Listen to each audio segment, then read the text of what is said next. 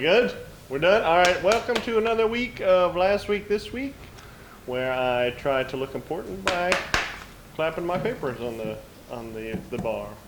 I think having this shot at a bar is far cooler than any newsroom could be. So this is the marketing program. Welcome back to Last Week This Week, where we report marketing news from last week, where we shape the world of marketing this week. I forgot that we had a written intro, so that's why I started saying one thing and switched to what somebody wrote down on this piece of paper for me. Our first article today is going to be about the art of the rename. It's about, it's funny because I think when you're a small brand, you spend all this time trying to establish your brand identity, your brand colors, your logo. Smaller brands are really hesitant to make any changes there, and it makes sense. It's hard to get brand recognition, so if a small company makes changes, that brand recognition goes out the window. Big companies have the gajillion dollars behind them where they can make changes. So we read an interesting article about how big brands decide what to call themselves. One example is Dunkin' Donuts. I thought it was completely ridiculous when they decided to rebrand themselves as just Dunkin', but maybe that's because I'm old and I always loved Dunkin' Donuts. I thought I'm the old man on the lawn yelling about things changing. And then my new younger employees join the team and talk about how they stopped at Dunkin' on their way to the office. So I guess apparently it works, and it's a cooler thing to call it than Dunkin' Donuts. I think it's less cool without donuts, but other people think it's cooler without donuts. The slogan "American runs on Dunkin'" stuck so much that Dunkin' changed its name to relate to their customers better. So yeah, even though their official name is still Dunkin' Donuts, their brand is more about Dunkin'.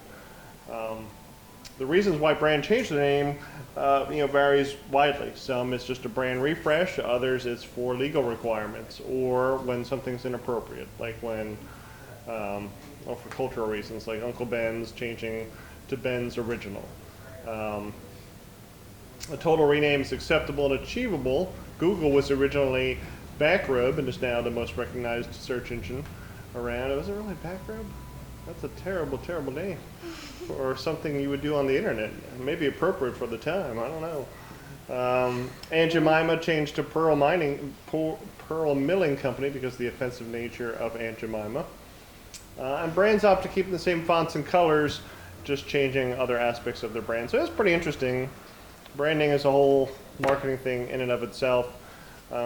We help companies with their brand, but our focus is really on when you're a small business, you have to establish your brand, create some brand guidelines, put your brand everywhere, wear your brand. Maggie, not wearing the brand, that's nice. Of course, she's an unpaid intern, so I haven't sprung to give her anything with our brand on it. But so it's very different from what small companies do compared to what big companies do. But we can help you with that. Now, Maggie, my co-host for tonight, has another interesting story to tell you. Maggie? So data privacy is evolving at a dizzying pace in the first half of the year.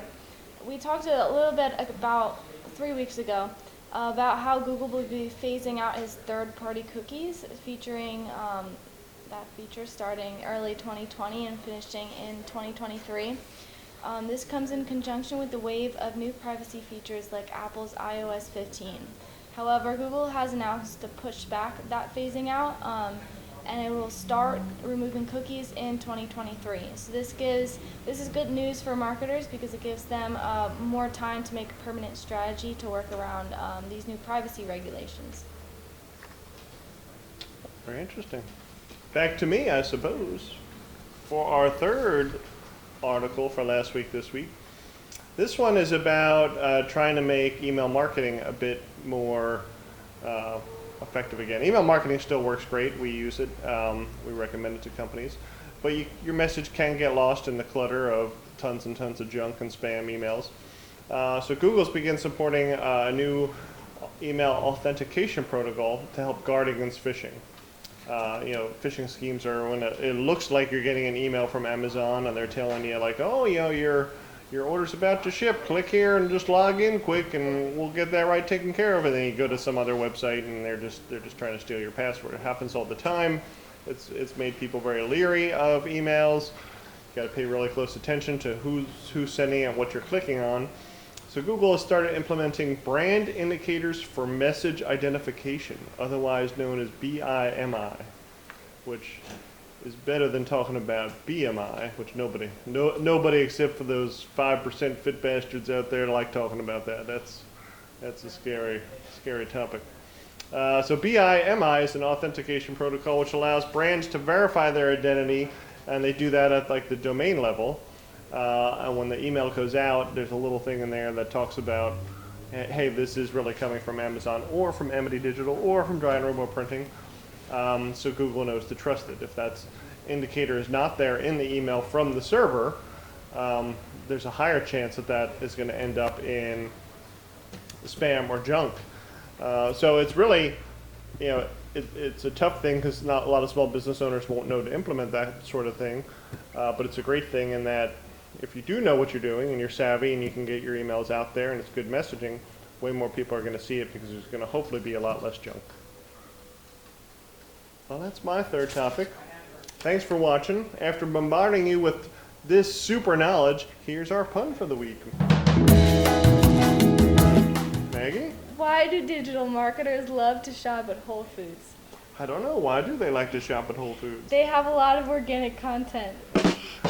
That was definitely our first take, not our second attempt at filming that little pun.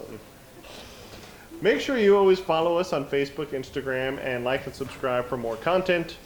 And as always, what's your superpower?